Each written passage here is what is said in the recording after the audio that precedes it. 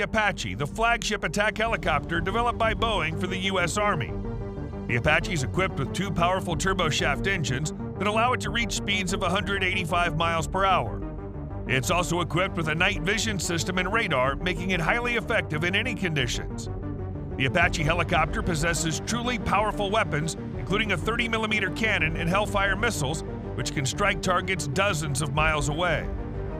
All of this makes it one of the most dangerous helicopters in the world.